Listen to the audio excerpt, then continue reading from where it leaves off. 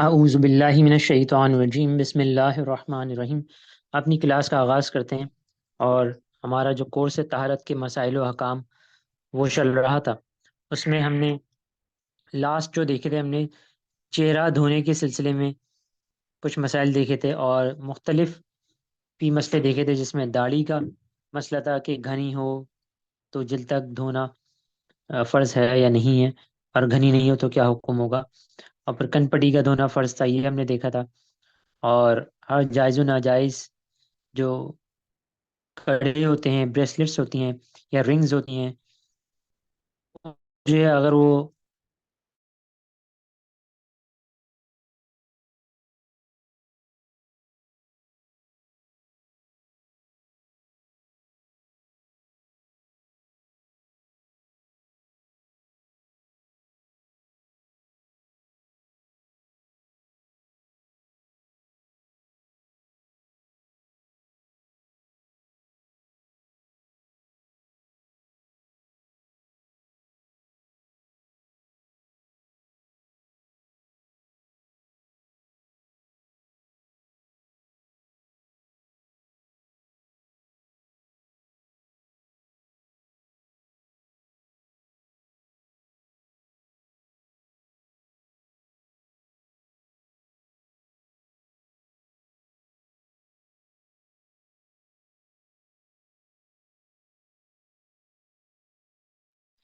जी, मेरी आवाज़ आ रही है?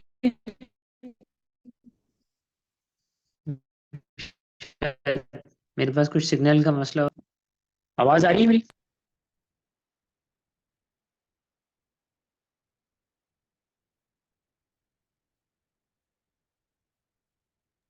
आ सईद रही भाई, है। आवाज़ आ रही है मेरी? जी आ रही है। आवाज आ रही है ठीक आपकी। है, थैंक यू। ठीक है, थैंक यू। अच्छा, आज जो हम चीज़ें पढ़ेंगे उसमें हम देखते हैं क्या। Thank you. पावर नहीं है।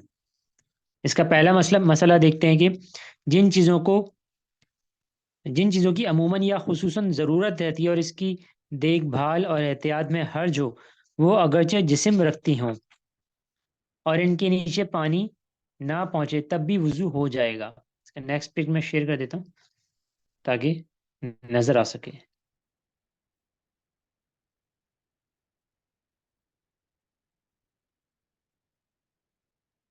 जी, तो हम देख रहे थे कि वो चीज़ें जो अमूमन या खुसूसन ज़रूरत होती है उन चीज़ों की, और उसकी देखभाल और एहतियात में हर्ज हो, वो अगरचे जिस्म रखती हों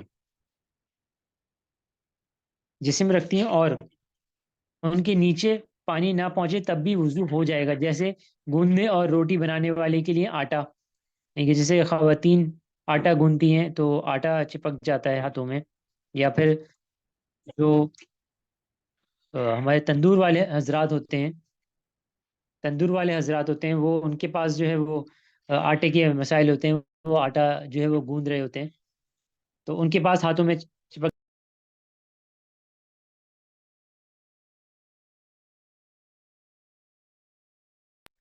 उनके हाथों में भी जो है वो आटा चिपक जाता है, तो जिसकी वजह से मसले मसाइल होते हैं।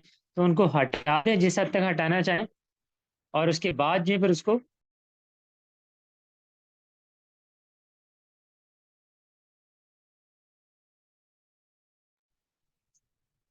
तो इस अगर वो हटा देंगे जितना हटा सकते हैं बस सही है, लेकिन अगर थोड़ा बहुत लगा रह जाए तो फिर कोई मसला नहीं है। आगे देखते हैं कि क्या कह रहे हैं। ये चीज़ और आगे भी क्लियर हो जाएगी कि जैसे आटे, रोटी बनाने वाले के लिए आटा, रंग करने वाले के लिए रंग, और औरत के लिए मेहंदी, लिखने वाले के लिए स्याही, इसी तरह मजदूर के लिए गारा मट्टी, जो गारा मट्टी होती है ना, ये मजदूर वगैरह काम करते हैं उनके लिए। उसके बाद आम लोगों के लिए आंख के कोने या पल्क में सिरे का दरमियानी जिस्म बन जाता है। इसी तरह बदन का मैल, मट्टी, गुबार और मक्खी और मच्छर की बीट वगैरह, ये तमाम चीज़ों में जो है कोई मसला नहीं है। लेकिन इससे मुराद क्या है वो हम आगे देख लेते हैं, ताकि इसकी वजाहत हो जाएगी कि कब इन चीज़ों को हटाना ज़रूरी है और कब नहीं है। मुराद ये है कि जब उन्हें दूर करने की पूरी कोशिश के बावजूद खाल पर कुछ बाकी रह जाए तो मुआफ है। ये मतलब नहीं कि इन हजरात को किसी एहतियात की हाजत नहीं रहती, चुनाचे अगर मज़कूरा चीज़ें बहुत ज़्यादा मिकदार में लगी हों और छुड़ाने की बिल्कुल कोशिश ना की जाए तो वज़ू ना होगा। मिसाल के तौर पे आटा बहुत ज़्यादा लग गया था, या रंग वाले ने रंग उसके हाथ में बहुत लग गया, या मेहंदी लगी हुई है, या मजदूर जो काम कर रहे होते हैं उनके हाथ में मट्टी, जो गारा मट्टी होती है वो लग गई है, अब उसको सिरे से हटाने की कोशिश ही नहीं की गई है, तो फिर वजू नहीं होगा। हाँ, उसको बहुत अच्छे से हटाने की कोशिश की गई है, धोया है साबुन से, थिनर से, किसी और चीज़ से, जो जो हम कर सकते थे उतना हमने हुज्जत तमाम कर ली है। अब उसके बाद जो अगर थोड़ी बहुत जो लगी रह जाती है, तो उसके ऊपर जब हम वजू करेंगे, पानी बहाएंगे, तो कोई मसला नहीं है, वजू हो जाएगा। आगे चलते हैं कि मछली की खाल का छिलका आज़ाए वजू पर लगकर सूख गया तो हटाए बगैर वजू ना होगा। ये आम लोगों के लिए है कि मछली का कभी कभी घर में बना रही होती हैं खवातीन, या जैसे मर्द हजरात भी है, तो मछली का काम कर रहे होते हैं, तो उसको जब बाजू का छिलका जो लग जाता है, तो वो अगर सूख गया बिल्कुल वो, तो हटाए बगैर भी उसको हटाना लाजमी है। लेकिन आगे क्या करें उन लोगों के लिए जो वो मुस्तकिल इसका काम करते हैं मछली का, लेकिन मछली के कारोबार से वाबस्ता हजरात के लिए इस मसले में रियायत होगी, जैसे कि माकबल बयान किया गया, जैसे ऊपर बयान किया गया था कि रोटी बनाने वाले के लिए, आटा गूंदने वाले के लिए, रंग वाले के लिए, मजदूर के लिए जो गारा मट्टी लग जाती है, उन तमाम को रियायत दी थी। इसी तरीके से यहाँ पर भी उनको रियायत दी जाएगी कि जो मछली का काम करने वाले हैं कि वो हटाने की कोशिश करें, क्योंकि ज़्यादा देर लग जाए तो फिर वो बहुत ज़्यादा चिपक जाती है, इतनी आसानी से नहीं हटती है। तो पहले अव्वलन तो उसको हटाने की कोशिश करें जिस हद तक हटा सकते हैं। बाकी अगर थोड़ी बहुत रह जाए तो मुआफ होगी उनके सिलसिले में, और वो वजू करके नमाज पढ़ सकते हैं, या वजू करके जो भी उनको काम करना हो वजू का वो कर सकते हैं। उसके बाद एक और मसला देखते हैं कि वजू में आंखों के अंदर पानी डालना जरूरी नहीं, लिहाजा वजू से कबल लेंस उतारना लाजिम नहीं है। जैसे कुछ मर्द हजरात या खवातीन हजरात लेंस का इस्तेमाल करते हैं, तो उनको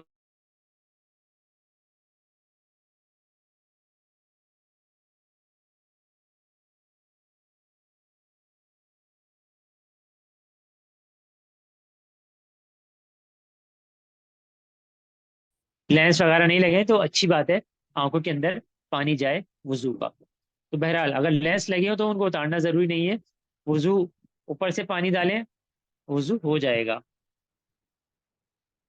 छोटे छोटे से मसले हैं ये जहन में रखने वाले, या किसी को आपको जरूरत पड़ जाए या फिर कोई पूछ ले आपसे, तो आप बिल्कुल बता सकें उसमें। उसके बाद एक और मसला देखते हैं कि सर में मेहंदी लगाई या सर में मेहंदी लगाई या बाल डाई करे हुए, तो ये वजू की राह में रुकावट नहीं। यूं ही टैटू बनवाना गुनाह तो जरूर है, लेकिन उसने आज़ाए वजू पर बनवाया तो यही हुक्म होगा जो ऊपर गुजरा, यानी कि पानी ऊपर से बहेगा तो वजू उसका हो जाएगा। टैटू बनवाना था, वो एक अलग मसला है कि उसका बनवाना जो है वो गुनाह जरूर है। उसके बाद आगे एक और मसला देखते हैं कि नकली दांत जो हमारे पास हम तीत लगवाते हैं, लोगों को मसला हो जाता है, तो ये दो किस्म के होते हैं। एक तो बिल्कुल फिक्स्ड हो जाते हैं हमारे पास, कि हम उससे फिक्स करवा लेते हैं, जो निकलते नहीं हैं। दूसरे जो है वो आजकल आते हैं टेम्पररी, कि बिल्कुल वो बत्ती सी बनी होती है और उसको आप बस अपने जो मसूड़ा होता है, गम होता है, उसके ऊपर रखें और वो पोर्टेबल तरीके से होता है, इन आउट कर सकते हैं, जब भी खाना होता है तो हम लगा लेते हैं, वरना हटा लेते हैं या सोते वक्त हटा देते हैं। तो इन दोनों का अलग अलग हुक्म है। क्या हुक्म है देखते हैं, आइए। नकली दांत दो तरह के हैं, एक वो जिन्हें बाहर निकालना मुमकिन है, और दूसरे वो जो अपनी जगह मजबूती से जमा देते हैं, मजबूती से जमा देते हैं।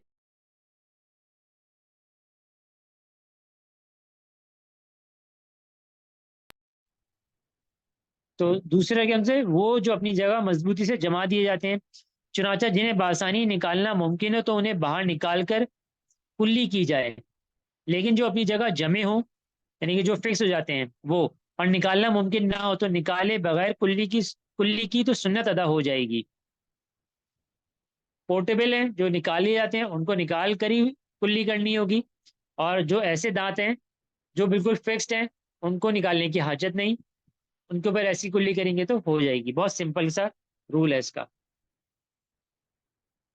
लिहाजा अब आपसे कोई भी पूछे कि भाई दांत निकाल के वजू करूं या नहीं करूं, तो आप बआसानी उसको बता सकते हैं।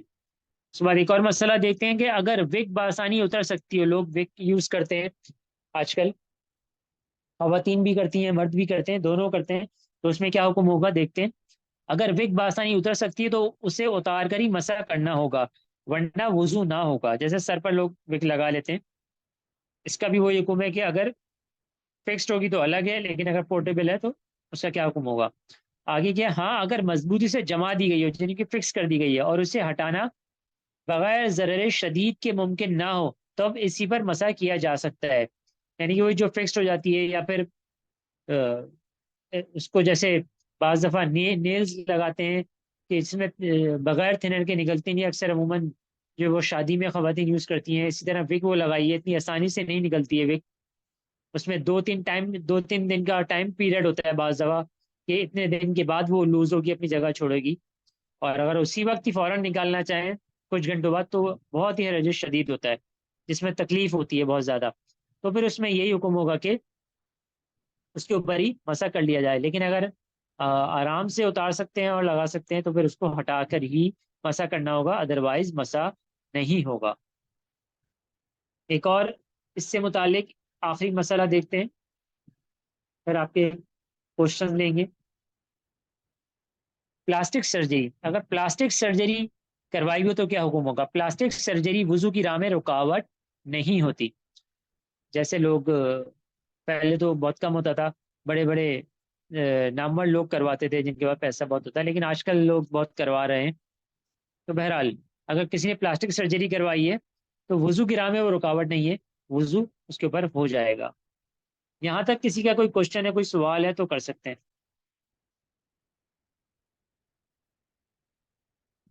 जी अदनान कैसर भाई। नहीं ये तो सब सही है। ठीक है, आगे चलते हैं।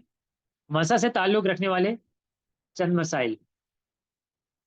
मसा से मसा से ताल्लुक रखने वाले कुछ मसाइल पे देखते हैं। पहला मसला देखते हैं कि सर पर मेहंदी लगाई और अभी धोई नहीं, तो इस पर मसा नहीं हो सकता, धोना लाजिम है। जैसे कुछ टाइम पीरियड के लिए मेहंदी लगाते हैं और फिर उसके ऊपर हमने मसा कर लिया, नमाज का टाइम था, बाकी वजू किया और सर का जो उसी के ऊपर मसा कर लिया, तो ये मसा नहीं होगा, उसको हटाना पड़ेगा। दूसरा मसला देखते हैं कि मसा के लिए आज़ा धोने के बाद रह जाने वाली तरी हो या नए पुरानी से, या नए पानी से हाथ तर कर लिया हो काफ़ी है। मिसाल के तौर पे हमने वजू कर रहे हैं तो हाथ हमारा गीला होता है, उस वक्त उसी से हमने सर का मसा कर लिया तो हो जाएगा। या फिर दोबारा हाथ को धोया पानी से और अब तरी आ गई, अब इससे हमने सर का मसा किया, तो दोनों सूरतों में सर का मसा हो जाएगा। इसी तरह मसा के लिए हाथ फेरना ही लाजिम नहीं है, यानी कि जो हम हाथ फेरते हैं ज़रूरी नहीं कि हाथ फेर के ही मसा किया जाए। चुनाचा अगर सर की 1/4 तक पानी पहुंच गया, मसा हो गया, मिसाल के तौर पर पानी उड़ेल दिया, या शावर से नहा लिया, या बारिश में नहा लिया, तो इस तरह। आगे देखते हैं, मसलन बारिश में नहा लिया। इसका मैं पेज शेयर करता हूँ दूसरा, ताकि नजर आ सके। बारिश का तो हम ये पहले भी हुक्म देख चुके हैं। ये मसलन बारिश में या शावर के नीचे नहाने या किसी और जरिए से सर पर पानी बहा लेने या बह जाने पर मसा का फर्ज पूरा हो जाएगा। ये असल है उसको गीला करना। अब हमें मसा का हुक्म है तो हमने मसा, हम इसलिए मसा करते हैं। लेकिन अगर किसी ने बहुत ज्यादा पानी जो है वो बहा लिया तो मसा हो जाएगा, भले इस नियत से सर पर हाथ ना फेरा जाए, लेकिन मसा हो जाएगा। भले हमने नियत ना की हो लेकिन मसा हो जाएगा, या पानी बहाया हो कि जो उसमें मसा की नियत ना की हो, लेकिन मसा हो जाएगा, कोई मसला नहीं। उसके बाद आगे देखते हैं कि सर से नीचे लटके हुए बालों पर मसा करने से सर के मसा का फर्ज पूरा ना होगा। सर से नीचे लटके हुए बालों पर मसा करने से सर का मसा का फर्ज पूरा ना होगा। मिसाल के तौर पर किसी के लंबे बाल हैं जो बहुत ज्यादा कानों के नीचे आ रहे हैं, शानों तक आ रहे हैं, खवातीन के बाल हैं, उन्होंने सर के बजाय नीचे जो लटके हुए बाल थे उनके ऊपर कर लिया, तो इस पे इस तरह मसा नहीं होगा, बल्कि जो सर के ऊपर बाल होते हैं ऊपर, उसके ऊपर मसा करना होगा, वरना मसा नहीं होगा। आगे चलते हैं। औरत ने बिला उजरत सर पर ओढ़े हुए दुपट्टे यानी कि जो स्कार्फ वगैरह होते हैं उस पर मसा किया, तो अगर इसके लिए कसीर पानी लिया गया था और सरायत कर गया, उसमें एब्जॉर्ब कर गया उसके कपड़े में, उसके स्कार्फ में, उसके दुपट्टे में, तो सर के चौथाई हिस्से के बालों तक पहुंच गया तो मसा हो गया, वरना नहीं। यानी कि स्कार्फ था, उसके ऊपर ही खवातीन ने जो है वो हाथ फेरा, और इतना गीला था कि पानी जो है वो दुपट्टे पे, सर पे जो स्कार्फ था उस वो भी गीला किया, और वो तरी जो है बालों तक नीचे तक पहुंच गई। और कितनी पहुंच गई? वही एक चौथाई। तो अब सर का मसा हो जाएगा। लेकिन अगर इससे कम था, मोटा कपड़ा था, या बहुत कम पानी था जो सिर्फ कपड़े को ही गीला कर सका, बालों तक नहीं पहुंच सका, एक या एक चौथाई नहीं हो सका, तो फिर जो है वो सर का मसा नहीं हुआ और हमारा वजू नहीं हुआ। बाज लोग रुमाल पहनते हैं मर्द हजरात, तो उसमें भी यही हुक्म है। एक और मसला देखते हैं, किसी ने वजू के बाद सर के बाल कटवा लिए तो मसा लौटाना लाजिम नहीं है। वजू था, नमाज पढ़ी आराम से, जो भी करना था, फिर बाल कटवाए, और जो है वो अ, अब क्या करे, क्या दोबारा जो वो मसा करे? तो हाजत नहीं, वजू ऑलरेडी पहले से मौजूद है, उसको लौटाना लाजिम नहीं है। ये कुछ मसाइल थे मसा से मुतालिक जो हमारे पूरे हो गए। इसमें कोई सवाल, कोई क्वेश्चन है तो कर लें।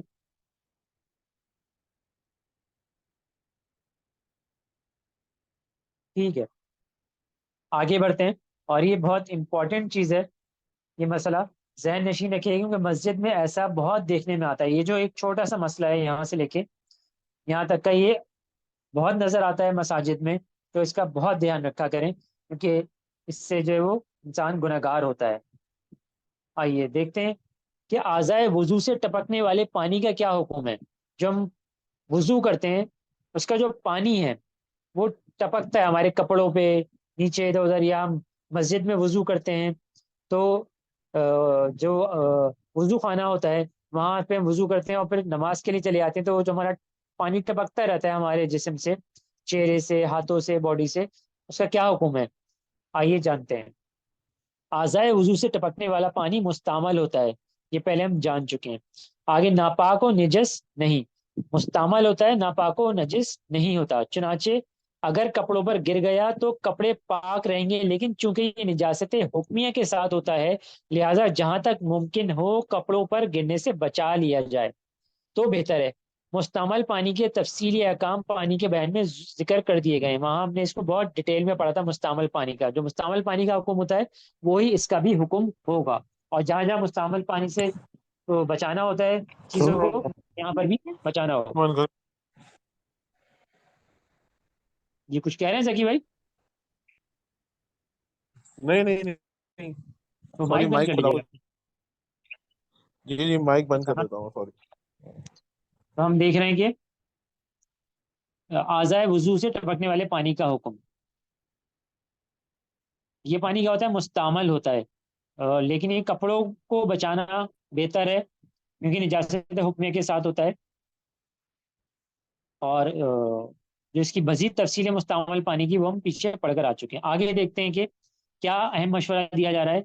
मशवरा है कि वजू करते वक्त और ख़ास तौर पर जब खड़े होकर बेसन पर वजू किया जा रहा हो तो चेहरा धोने के बाद किसी कपड़े से इतना खुश्क कर लिया जाए कि कतरे ना टपके। इसी तरह दोनों हाथ धोकर कम अज कम कतरों का टपकना रोक लिया जाए, मुकम्मल साफ ना किया जाए, क्योंकि हदीस के मुताबिक ये तरी बरोज़े क़यामत नेकियों के साथ तोली जाएगी। तो इसमें कुछ मसाइल हैं, मैं अर्ज कर देता हूँ कि जब हम चेहरा धोते हैं तो इसको हल्का सा, जैसे ही चेहरा धोएं साइड में टॉवल रखें अपने, जहाँ भी आप वजू करें, जैसे घर पे वजू करते हैं। मसाजिद में तो थोड़ा मुश्किल होगा, लेकिन वहां भी बहरहाल कर सकते हैं, छोटा सा रुमाल वगैरह रख के। अच्छा, वजू कर रहे हो, चेहरा धोया आपने सबसे पहले जैसे, तो टैप बंद कर दें और हल्का सा चेहरे को टॉवेल से साफ कर लें, और जो टपकने वाला पानी है वो रुक जाएगा, अब तरी रह जाएगी, इस तरी को रहने दें। इसी तरह हाथ धोते हैं उस पर से टपकता रहता है पानी, फिर दोबारा करें, टैप बंद करें और फिर हल्का सा टॉवेल को दोनों हाथों पे रब कर लें तो उससे क्या होगा, टपकने वाला पानी रुक जाएगा और वो टॉवल जब्स कर लेगा। तो इस तरह दोनों चीज हो जाएंगी, एक तो टपक पानी नहीं टपकेगा, मुस्तमल पानी जो वो हमारे कपड़ों पे या कहीं और दीगर जगहों पे नहीं गिरेगा। दूसरी चीज जो तरी का हुक्म है वो भी बाकी रहेगा, क्योंकि हदीस पाक का मफहूम है कि जो वुजू की तरी है ये बरोज़े क़यामत नेकियों के साथ तोली जाएगी। जब नेकियां रखी जा रही होंगी पलड़े में, तो उसमें ये तरी भी रखी जाएगी। तो अच्छी बात है कि तरी ज़्यादा से ज़्यादा देर तक हमारे पास, हमारे चेहरे, हमारा आज़ा वुजू पर रहे। तो इस तरीके से कर लें तो बहुत बेहतर रहेगा। उसके बाद एक और बहुत इंपॉर्टेंट चीज़ बता रहे हैं, इस पानी को मस्जिद के फर्श पर गिराना नाजायज़ है, लिहाजा मस्जिद के वजू खानों में वजू करने वाले हजरात टपकते हुए कतरात का सिलसिला वजू खाने पर ही ख़त्म करके आएँ तो इंशाअल्लाह अज़्ज़वजल गुनहगार होने से महफूज रहेंगे। वरना क्योंकि मुस्तमल पानी जो है वो वहाँ गिर रहा होता है, तो ये बहुत गैर मुनासिब चीज़ है, इसलिए बहुत ही इसका ध्यान रखा करें। उम्मीद है ये मसला क्लियर हो गया होगा। इसमें कोई सवाल है तो कर सकते हैं, वरना हम आगे बढ़ें। वो सवाल सिर्फ ये है कि वो इसमें वजू का जो पाओ बंदा जब नमाज या वजू करा तो अमूमन पाक साफ ही होता है। तो ये नजासत हुक्मिया कैसा कि मैंने चेहरा धोया हाथ धोया, वो तो पहले ही साफ था। मुस्तमल हो गया ना पानी। पानी तो पानी पानी क्यों, वही तो क्या ना, मुंह हाथ तो साफ ही है ना। मतलब कि अगर वो नहीं नहीं, हाथ नजासत मुंह हुक्मिया साफ है कहाँ से लेकिन आए। वो पानी साफ नहीं है। असल बात हाथ मुंह की नहीं हो रही है, असल बात उसकी हो रही है। वो आपको पता है, आप हम पीछे पढ़ कर आए कि पानी में अगर हमने हाथ डाला बेवजू तो पानी मुस्तामल हो जाएगा। मुस्तामल पानी से आप ना वजू कर सकते हैं, ना गुस्ल कर सकते हैं, ना कपड़ों को पाक कर सकते हैं। असल तो मतलब उस ये पानी का है। हाँ, ये पानी जो में हाथ डालने से निजात मुश्तमिल है, क्यों हो जाता है, मैं वो यही सवाल था कि पानी में हाथ नहीं ये हम डालने से पीछे, मुश्तमिल क्यों हो जाता जी जी पीछे पीछे शायद भूल गए, मैं ये बता रहा हूँ, उसको थोड़ा रिवाइज कर लीजिएगा। उसकी वजह ये होती है कि हम दो तरह की हमने निजासत पढ़ी थी, निजासत हकीकिया और निजासत हुक्मिया। निजासत हकीकिया वो होती है जिसे देखा जा सके, छुआ जा सके, उसका असर किसी दूसरी जगह तक पहुंच सके, मिसाल के तौर पे यूरिन वगैरह। इसी तरह दूसरी निजासत पड़ी थी निजासत हुक्मिया, ना उसे देखा जा सके, ना उसे छुआ जा सके, ना उसका असर किसी दूसरे तक पहुंच सके, बल्कि शरीयत हमें बताए कि ये निजासत है। जैसे हम जो है वो बाज़ाहिर पाको साफ होते हैं, जैसे आप कह रहे हैं कि हमारे हाथ साफ, हमारे चेहरा साफ, हमारे पैर साफ, लेकिन हम इस हालत में क्या नमाज पढ़ सकते हैं? बिल्कुल नहीं पढ़ सकते, क्योंकि शरीयत हमें बोल रही है कि आप पाक नहीं है, आप वजू कर कर आए तो फिर आप इस काबिल होंगे, पाक हो जाएंगे तो फिर आप वजू के बाद नमाज अदा कर सकते हैं। तो ये निजासत हुक्मिया कहलाती है। जैसे बेवजूपन, ये निजासत हुक्मिया है, शरीयत की खबर देने से ही जो है हमें उसकी निजासत का पता चलता है।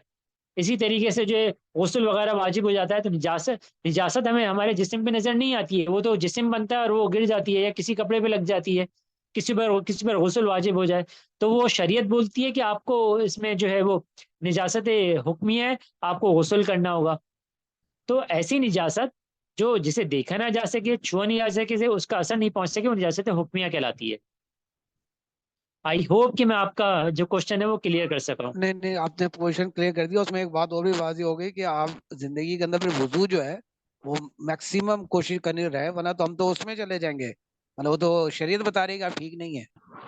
जी जी, बिल्कुल ऐसे ही, बिल्कुल ऐसे ही, बिल्कुल ऐसे ही, बिल्कुल ऐसे ही। ठीक है, तो ये बहुत छोटी छोटी सी चीजें होती हैं जो हम ध्यान नहीं दे रहे होते हैं, तो लेकिन बहरहाल बहुत इंपॉर्टेंट चीज़ होती है। खासतौर पर अज़ाए वजू का आप देखें मसाजिद में इतना आम है, इतना आम है, इसकी कोई हद नहीं है। तो खुद भी इसकी वो करें और दूसरों को भी एहसन तरीके से समझाएं। और समझ, मैंने फिर भी पहले भी अर्ज किया था, अगर आपको लगता है खासतौर पर मसाजिद में कि एक से एक लोग होते हैं, खासतौर पर किसी बुजुर्ग को तो आप बिल्कुल नहीं बोल सकते, बोलेंगे तो आपको सुननी पड़ जाएगी, तो बहुत अदब एहतराम से बता सकते हैं।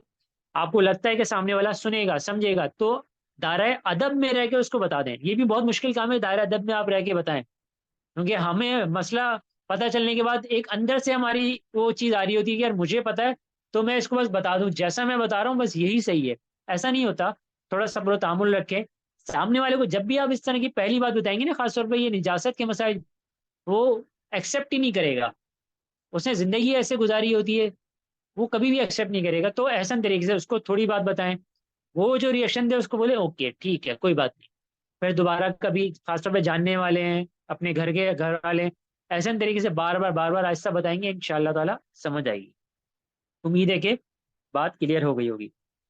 मैं चाह रहा हूँ कि आज कुछ थोड़ी सी चीज़ें हैं जो आज की क्लास में ही मैं कवर कर दूं, कि दोबारा मुश्किल होगा मुझे उनका इयादा करना। और बहुत इंपॉर्टेंट चीज़ें हैं, मैं दोबारा उसको याद नहीं कर सकूंगा।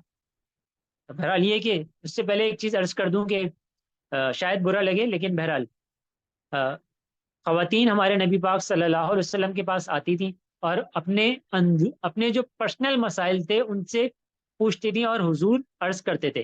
बहरहाल होना यही चाहिए। पहले भी मैंने अर्ज करा है कि ख़वातीन के मसाइल ख़वातीन को बताने चाहिए और मर्दों के मसाइल मर्दों को बताने चाहिए, लेकिन घर के सरबरा को दोनों मसाइल आने चाहिए ताकि वो अपने घर वालों की इस्लाह कर सके। इस तरह के कुछ आगे मसाइल आ रहे हैं, उनको हम पढ़ेंगे, सुनेंगे, समझेंगे और गो थ्रू कर देंगे। अगर कोई क्वेश्चन हो तो मुझसे पर्सनल पे कर लीजिएगा। आइए जानते हैं वजू टूटने के असबाब। 10 असबाब हैं, इसमें कोशिश करेंगे 2 या 3 असबाब हम अभी कवर कर लें। पहला असबाब क्या है? अगली या पिछली शर्मगाह से किसी भी निजासत का निकलना। इसमें पहला क्या है? पहला मसला है खतना ना हुआ था।